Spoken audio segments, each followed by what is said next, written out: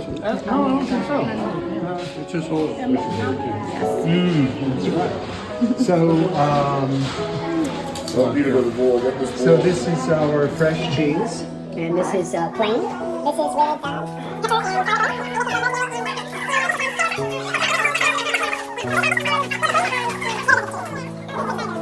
Yes, that's right. And Even the biscuits we use the whey, which is the leftover liquid when you make cheese.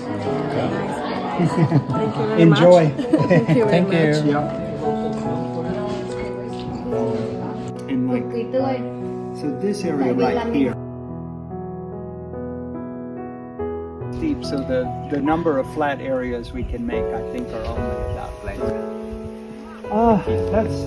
That's very much up in the air. We haven't gotten very.